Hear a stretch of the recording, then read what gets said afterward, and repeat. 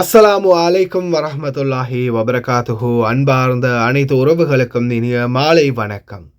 மீண்டும் சர்ஃபான் black BA2 சேனலூடாக மிக மிக முக்கியமான ஒரு தகவலோடு தான் வந்திருக்கேன். வீடியோவை கடைசி வரைக்கும் பாருங்கள்.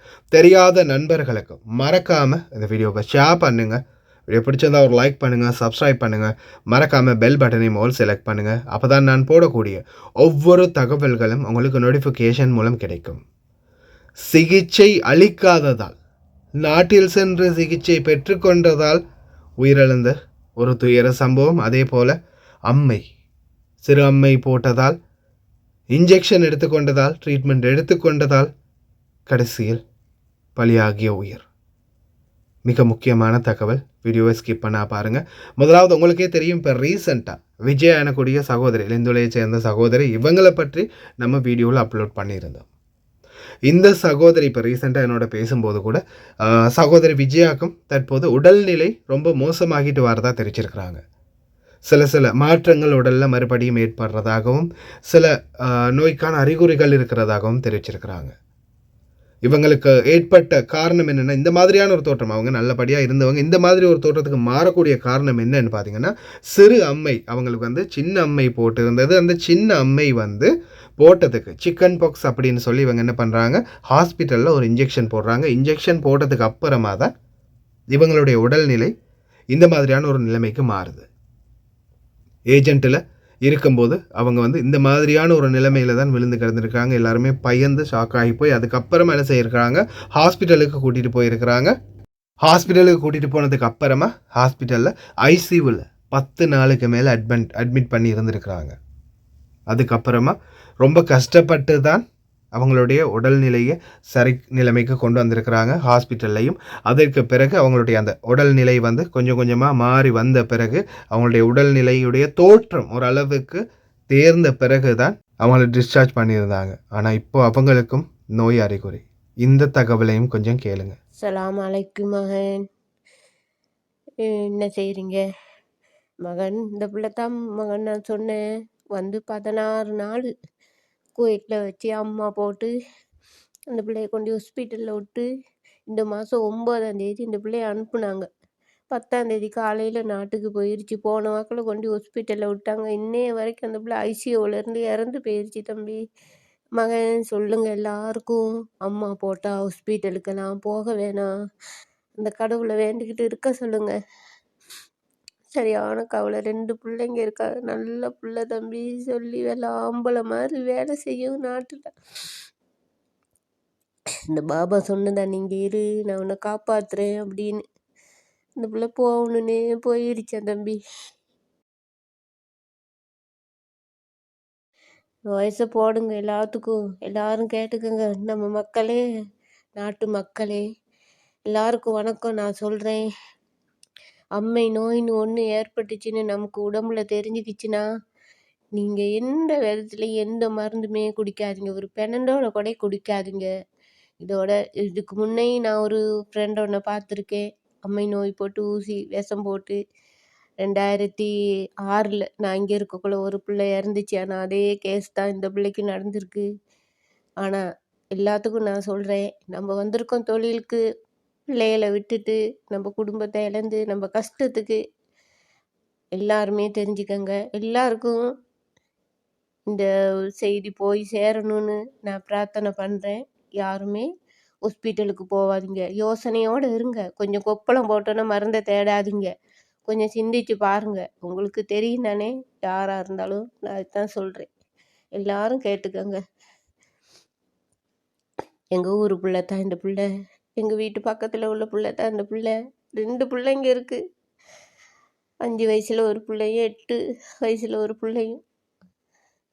புதிதாக வரக்கூடிய சகோதர சகோதரிகள் இந்த நாடுகளுக்கு வரும்போது, இந்த நாட்டுடைய உடல் அந்த காலநிலைக்கு உங்களுடைய உடல் ஒற்று போகாத தன்மை, ஒவ்வாமை நிறைய பேருக்கு இருக்கும். இந்த சூழலில் நீங்கள் எடுத்துக்கொள்ளக்கூடிய ட்ரீட்மெண்ட், மருத்துவ சிகிச்சை சில நேரங்களில் உங்களுக்கு பயனுள்ளதாகவும் இருக்கும், பயங்கரமானதாகவும் இருக்கும்.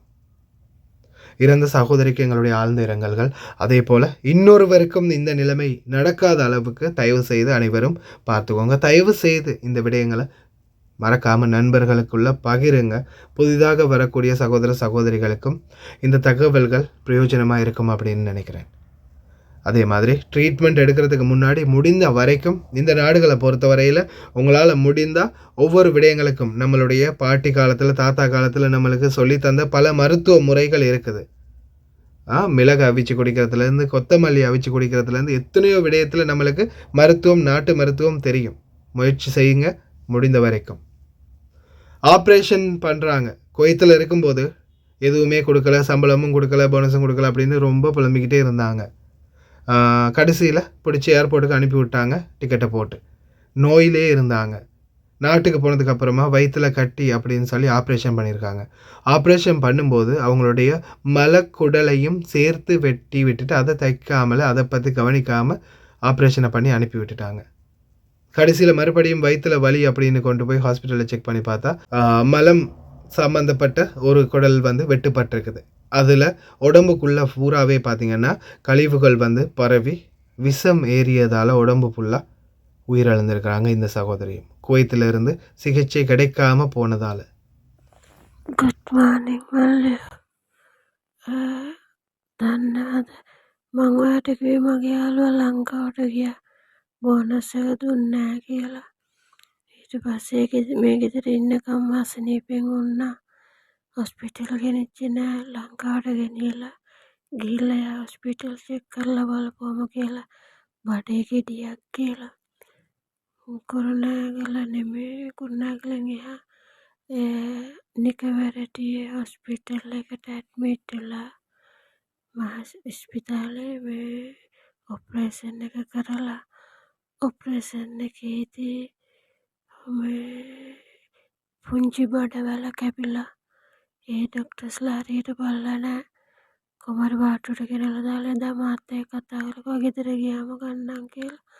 රෑ අමාරු වෙලා මේ නිකවැරටියෙන් කුරුණෑගල මහ ඉස්පිතාලෙට ගෙනියලා ඒ පැය 3මාරක් ඔපරේෂන් කරලා කුඩා බඩවැල කැපිලාලු. ඒ ජරාව ඔක්කොම බඩ ඇතුළට ගිහිල්ලා පෙනහැල්ලටයි මේ හැද වස්තුවටයි බලපාලලු. ඊට පස්සේ ඔපරේෂන් එක කරලා ICU එකට දාලා අද උදේ නැති වෙලා. ඔන්න ජීවිතේ මේ ඉඳලා ගිහලා සති 2යි ජීවිතේ නැති වුණා. අනේ පව් කියලා හිතෙනවා. අර දරු දෙන්නට කාත් කවුරුත් නැතු වෙනවා. මට තේරෙන්නේ නැහැ මේ විදියට ඩොක්ටර්ස්ලා ඒ මිනිස්සුන්ගේ ජීවිතය ගැන උනන්දු වෙන්නේ නැත්තේ කියලා. முடிந்த வரைக்கும் நாட்டிலிருந்து வரும்போது நீங்கள் பேனடால், அதே மாதிரி சித்தாலேப், அதே மாதிரி விக்ஸ் எல்லாம் இங்கே இருக்குது. சில இதுகள் அசமோதகமாக இருக்கட்டும் அல்லது அசமோதகம், அதே போல் சமஹன் அப்படின்னு சொல்லுவாங்க. அது இன்னும் சில பாம்கள் இருக்குது நாட்டோடது. அதுக்கெல்லாம் பார்த்திங்கன்னா கையோடு கொண்டு வாங்க. அதே மாதிரி சில மூலிகை வகைகள், அதாவது இந்த நாட்டுக்கு உட்பட்ட சட்டத்துக்கு உட்பட்ட மூலிகை வகைகள், அந்த ஊரல் பக்கெட் அப்படின்லாம் சொல்லுவாங்க, நிறைய இருக்குது. அது மாதிரி சில பொருட்களை மறக்காமல் கையோடு எடுத்துகிட்டு வாங்க. சில நேரங்களில் நம்மளுக்கு அதால் நிவாரணி கிடைச்சிருக்கும். வெள்ளக்கார மருந்தையோ ட்ரீட்மெண்ட்டையை விட அதால் நம்ம நாட்டில் ஆல்ரெடி நிவாரணம் பெற்று இருப்போம். அதையே ட்ரை பண்ணி பாருங்கள். முடியாத பட்சத்தில் ஹாஸ்பிட்டல் போகிறது வேறு. தயவுசெய்து ரொம்ப கவனம். அதே மாதிரி உங்களுக்கு ஒரு அவேர்னஸ் கொடுத்தாங்க விஜயா அன்னைக்கு. வணக்கம், என் பேர் விஜயா. என் வயசு 23 வயசு. நான் ஸ்ரீலங்கா. நான் சவுதி வந்தேன் 11ஆம் மாதம் 9ஆம் தேதி சவுதி வந்தேன். சவுதி நான் ஒரு வீட்டில் வேலை செஞ்சுக்கிட்டு இருந்தேன். வேலை செஞ்சுக்கிட்டு இருக்கக்குள்ள எனக்கு அந்த வீட்டில் சரியான கஷ்டம், வேலை செய்யலைன்னு சொல்லி நான் வீடு ஏஜென்சியில் கொண்டு விட்டுட்டாங்க. விட்ட பிற்பாடு எனக்கு அம்மா விளையாண்டு இருந்துச்சு. அம்மா விளையாண்ட பிற்பாடு என்னை இங்கே கூட்டிகிட்டு போயிட்டு ஹாஸ்பிட்டலில் ஊசி ஒன்று அடித்தாங்க. ஊசி ஒன்று அடித்த பிற்பாடு என் உடம்பெல்லாம் புண்ணு மாதிரி எலர்ஜிக் ஆகிடுச்சு. என் மூஞ்சி பாருங்கள் இந்த இப்படி. அப்போ நான் ஹாஸ்பிட்டலில் இருந்து தான் நான் ஐசியூவில் இருந்தேன். ஐசியூவில் இருந்து தான் நான் இப்போ ஏஜென்சியில் தான் இருக்கேன். என்னை ஸ்ரீலங்காவுக்கு எடுக்க சொல்லியிருக்காங்க. ஸ்ரீலங்காவுக்கு எடுக்கிறேன்னு இருக்காங்க, எடுப்பாங்க. ஆனால் சவுதி வர்றவங்க யாருமே ஏதாவது அம்மா விளையாண்டு சொன்னிச்சுன்னா ஊசி போடையா ஹாஸ்பிட்டலுக்கா போகாதீங்க. போனால் இந்த நிலைமை தான் வருவாங்க. என் கையெல்லாம் இப்படி தான் இருக்குது. என் மூஞ்சி முகம் அப்படி தான் இருக்குது இன்னைக்கு. அவ்வளோதான் நான் சொல்ல. மறுபடியும் விஜயா சகோதரியுடைய உடல்நிலையும் இப்போ கொஞ்சம் சீரற்ற நிலைக்கு போகிறதா தான் தெரிவிச்சிருக்கிறாங்க. இன்ஷா அல்லாஹ் அவங்களுக்கும் எல்லாம் வல்ல இறைவன் நல்ல ஆரோக்கியத்தை கொடுக்கட்டும். ஷுவைக் பக்கம் இன்னைக்கு யாராவது சாயந்தரம் பொருட்கள் வாங்க போகிறீங்களா? ஷுவைக் டொஃபி சாக்லேட் அந்த ஸ்வீட் ஐட்டம் இருக்கிற கடைகளுக்கு பக்கம் போகிறீங்களா? தயவு செய்து ரொம்ப கவனம். அந்த பக்கத்துகளில் இப்போ ரொம்ப அதிகரிச்சிருக்குது தெருநாய்களுடைய தொல்லை. அதனால் குழந்தைகளோட சின்ன பசங்களோடையெல்லாம் போகிறீங்களா இருந்தால் தயவு செய்து ரொம்ப கவனம்.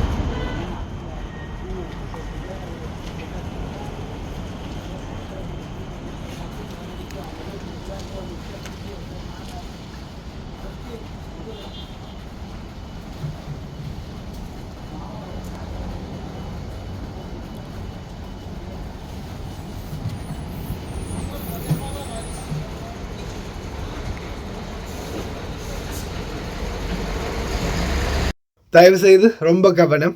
அதே போல் குவைட் சிட்டி மற்றும் ஒரு சில பகுதிகளில் தொடர் சோதனைகள்.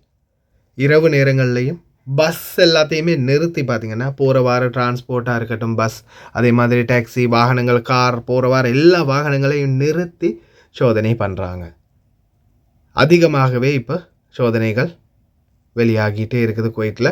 ஒவ்வொரு பகுதிகள்லையுமே தகவல்கள், பல பேர் கைது செய்யப்பட்டுக்கிட்டே இருக்கிறாங்க. தயவு செய்து ரொம்ப கவனமாக வெளியில் போய் வாங்க. அதே போல் மறக்காமல் உங்களுடைய சிவில் ஐடியை கையோடு எடுத்துக்கோங்க.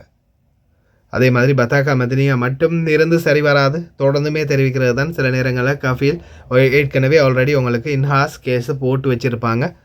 அந்த இன்ஹாஸ் கேஸோட நீங்கள் சிவில் ஐடி வேலிட்டோட போனாலும் பத்தாக்கா மதினியாவை மெஷினில் போட்டு பார்த்தாங்கன்னா பிடிபட்டுருவீங்க. இப்போ டேட்டை மட்டும் செக் பண்ணி பார்த்துட்டு விட்டுட்டாங்கன்னா ஓகே. ஆனால் சிலர் வந்து என்ன செய்வாங்க, ஃபிங்கரை கொஞ்சம் வைங்க அப்படின்னு சொல்லி மெஷினில் ஃபிங்கரை வச்சு பார்ப்பாங்க. அப்படி இல்லைன்னா ஒருவேளை உங்களுடைய பத்தாக்க மதினியாவை சிஸ்டமில் சும்மா மிஷினில் போட்டு பார்க்கும்போது உங்களுடைய டீட்டெயில்ஸ் ஏதாவது தெரிஞ்சிச்சின்னா உடனடியாக உங்களை கைது பண்ணிடுவாங்க. சும்மா பத்தாக்காவுடைய டேட்டை எக்ஸ்பயர் டேட்டை மட்டும் செக் பண்ணிவிட்டு உங்களை விட்டுட்டாங்கன்னா ஓகே, யூஆர் எஸ்கேப். அப்படி இல்லாத பட்சத்தில் நிச்சயமாக கைது பண்ணி நாடு கடத்திடுவாங்க. அதிகமான சோதனைகள் இப்போ குவைட்டில் இருக்குது. அதனால் வெளியில் போகிற அனைத்து சகோதர சகோதரிகளும் ரொம்ப கவனம். குறிப்பாக அந்த அக்காமை இல்லாமல் யாராவது நாட்டுக்கு போகணும் அப்படின்னு நினைக்கிறீங்களா இருந்தால் தாராளமாக நீங்கள் இந்த மாதிரியான செக்இன்களில் போய் பிடிபடலாம். யாருக்கும் 100 தினாரோ 200 தினாரோ 500 தினாரோ கொடுக்கவும் தேவையில்லை. யாராலையும் இந்த அப்பனாலையும் உங்களை 100 தினாரில் 1000 தினார் கொடுத்தாலும் ஒரே நாள்லாம் உங்களை அனுப்பவே முடியாது. சிஐடிக்கு பாரம் கொடுத்து சிஐடியால் ஜெயிலில் போட்டு ஜெயிலில் போட்டு ஒரு 14 நாளைக்கு அப்புறமா தான் நாட்டுக்கு அனுப்பி வைப்பாங்க. அதனால் பொய்யாக யாருடைய கதைகளை நம்பி யாருக்கும் பணம் கொடுத்து ஏமாறாதீங்க. யாருக்கும் பணம் கொடுக்க தேவையில்லை. கொடுக்கறதால எந்த பிரயோஜனமும் இல்லை. தயவு செய்து புரிஞ்சுக்கோங்க. ரொம்ப கவனமாக இருங்க. ஏமாறாதீங்க. உங்களுடைய பணத்தை அழகாக நாட்டுக்கு போட்டு விட்டுட்டு எல்லாத்தையுமே கார்கோ எல்லாம் போட்டு விட்டுட்டு போய் செக்இனில் பிடிப்பாட்டு நாட்டுக்கு போங்க. கடைசி வரைக்கும் பார்த்து எல்லாருக்குமே ரொம்ப நன்றி. தெரியாத நண்பர்களுக்கும் ஷேர் பண்ணுங்கள். வீடியோ பிடிச்சிருந்தால் லைக் பண்ணுங்கள், சப்ஸ்கிரைப் பண்ணுங்கள்.